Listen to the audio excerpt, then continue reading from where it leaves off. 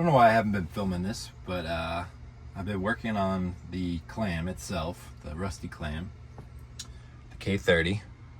I've done a radiator fan, did the carb, redid all the vacuum lines, and now I'm kind of working on this wiring mess that I got going on.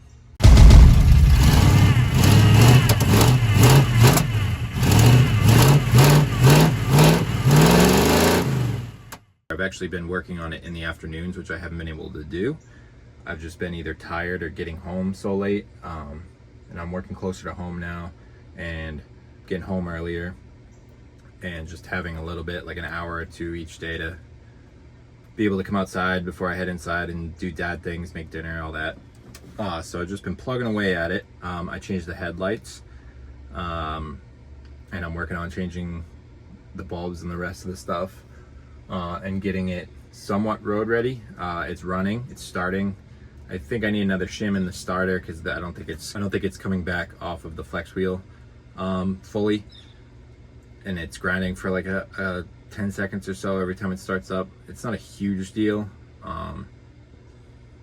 but yeah, I did put a high torque starter in it, and those have problems sometimes without retracting all the way, but I put a shim in like the front of the starter to recess the Bindex a little bit, and I might put another one in. I'll see how it goes, but right now it's not too bad. It only does it for like a second or so, and I have another flex plate if I need to put it in. I didn't have to, it was just a starter. I bought the flex plate because I thought the teeth were like worn down from the old starter, so I just grabbed it when I got the new starter, and it turned out to be all right. So I'm gonna run with that as long as I can, but I have the backup if I need it, if I have to pull the trans back a little bit and change it. But right now we're working on this mess.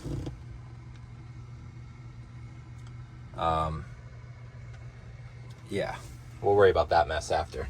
But yeah, so I'm just working on the wiring, and if I find anything interesting, I'll show you. If not, I'll just show you some stuff after I finish it, so you don't have to sit there and watch me be a contortionist to get under the dash and not be able to show you anything. So yeah, you'll see what's happening next. Maybe it'll just be done, I don't know. All right, so I popped this thing out, and I'm pretty sure I'm just gonna get rid of it. Oh shit.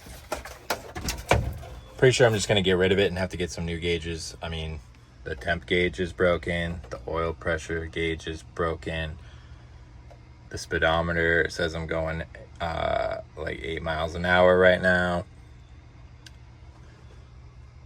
The fuel gauge says I got a quarter of a tank, and it's not hooked up to anything or turned on. And it's clearly been professionally repaired before. So yeah, probably gonna end up having to source another one of these, which is pretty easy to come by, or just putting in custom gauges. But if you take a look back here, you'll see a little bit of the rat's nest that I'm going to be dealing with. And there's the top of it. There's a lot of things spliced. That's the radio, I took that out already.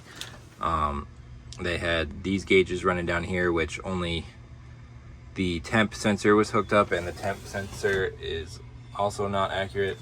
So I got some work to do. I'm gonna investigate things a little bit and see where I want to start. All right, I'm already finding some more interesting stuff. So I pulled out the radio wiring, which I don't know why the power and the, what is this, the left speaker, the right speaker? Left speaker and the power were tied together. But they used the speaker wire that they had to connect this ground and another ground. I don't know what this was grounding, the speaker wire. Then when I moved that, I noticed these. And some of them, it looks like it was just like an electrical tape job, But so this brown and gray wire that brown and gray wire go up through here and hold on.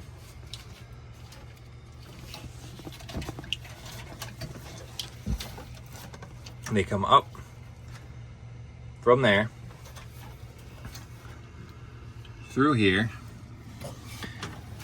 and labeled FP. I want to guess that's going to fuel pump. I don't know what else it would be,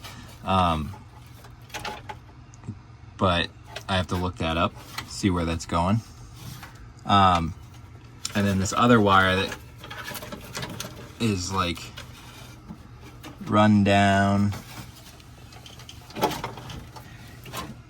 in there, electrical tape job. And what is this? It's a black and white wire. Yeah, those wires look like they run possibly up to the roof lights.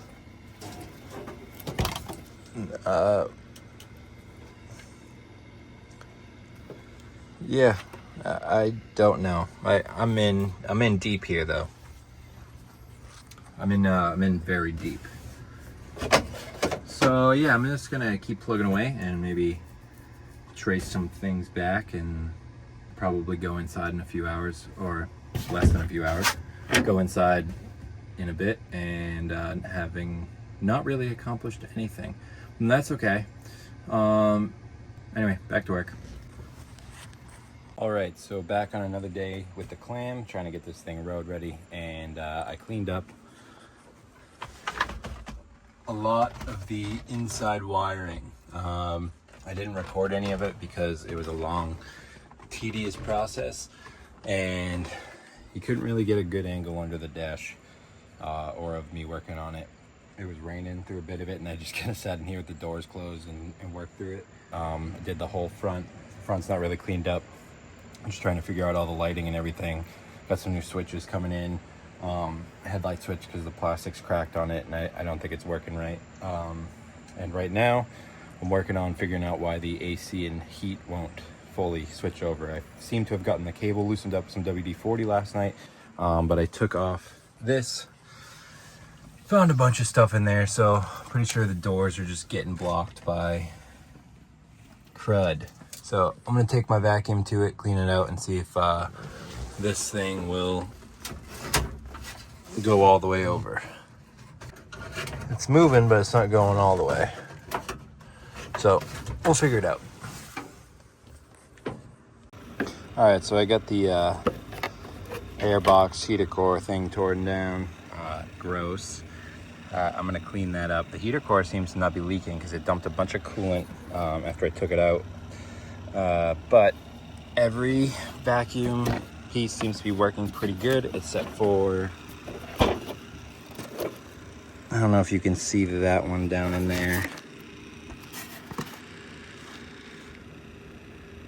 It's pretty gnarly, and it broke off the end here.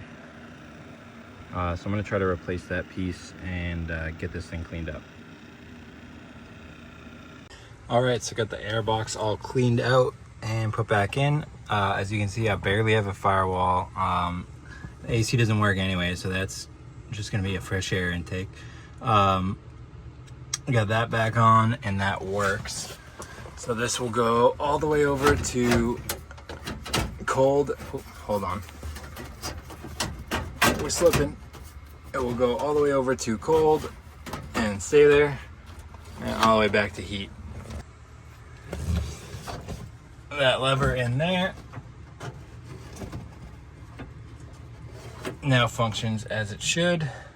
Hopefully the vacuum line's held up. I had to use these to make clips to hold it in place because every screw just kind of ripped out, took the metal with it. So yeah, quality truck.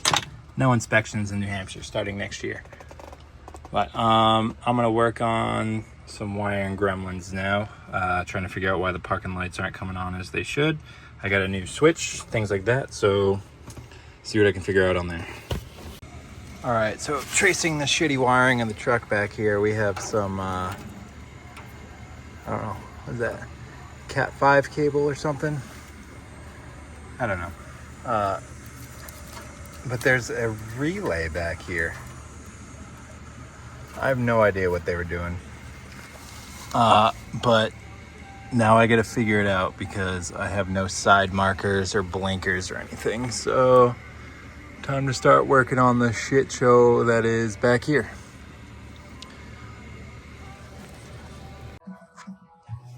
All right, so these absolute animals ran this wire to run to the back, and just every color is the same. So there's the original wires I'm going to connect to and make a new loom that runs all the way back, but these guys mess up so much wiring. I wonder why. You couldn't have color coded, but time to make a new one. All right, so I got this whatever that they ran for wiring, 600 volt all black wire, whatever it is. Yep, home wiring whip, and got my little spool set up, ran out the wire to size, and I'm just gonna cut it to size here, sleeve it, and start making the one that goes across and the piece to the license plate light. All right, we're back another day on wiring the clam up, and all the LEDs are in the truck. I'll show them to you guys when they're working, but I had to get a LED relay, special relay to put in the hazards and the turn signals, because I think that's why it's not working. But in the meantime, I'm working on this. I got the glow shift dash finally going in. So I'm gonna get that all set up and put into the clamp.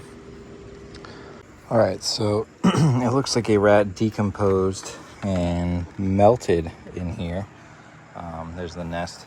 So I'm gonna just wash that, deep soak it for a while. And also this nice nest on the back of the fuel gauge. This thing was toast, so I have no problem cutting it up to fit that thing in there. All right, this is getting the heavy stuff.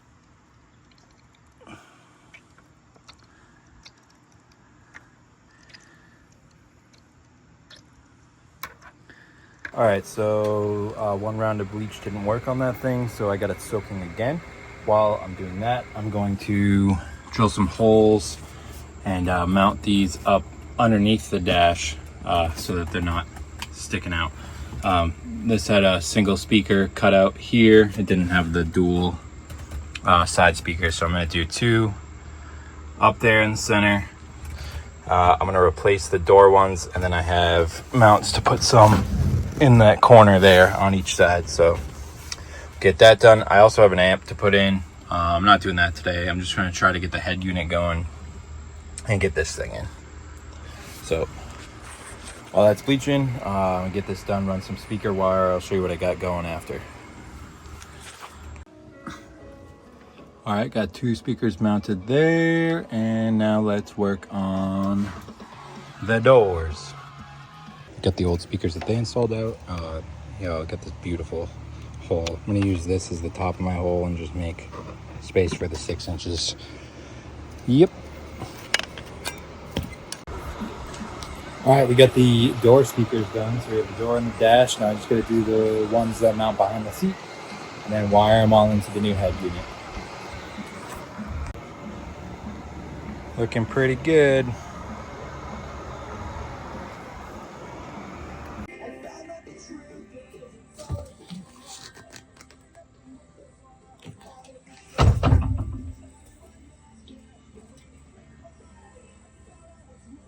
All right, it's getting late here, and I got a bunch done this weekend. I'm gonna keep working on the wiring and everything, but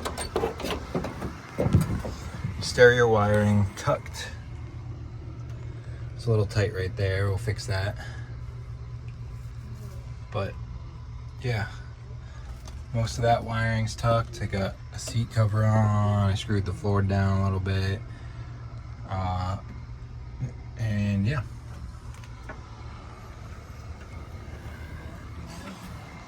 So we're going to continue on the electrical and the stereo on the next one, putting the dash together and the gauges. I'm probably going to save this and do it all as one episode. Because I'm still a few episodes behind, but yeah. So continue on the next day that I work on it, which is probably going to be tomorrow. I think I'm taking the steering wheel off and changing the directional switch. So we'll see how that goes. All right, let's make up for that horrible outro by doing a little voiceover over this video of me checking my brake lights to make sure they work. If you liked what you saw in this video, the K30, make sure you hit the subscribe button, leave a comment, hit the thumbs up. It really helps out the channel. Helps me continue to make more cool videos because I'm building a little bit of traction right now. I'm going to be putting out some merch this year, and there's a lot more long form content coming as well as my short form content. So make sure you're following along for all of that. We have a couple other cars I've already shown on my shorts that I have a couple long form videos that are coming out, picking those vehicles up and going through them. So hang out, leave a comment. Tell me what you like, what you didn't like, what you think I should do with the truck. But there's a lot more coming, and I can't wait to show you. So, thanks.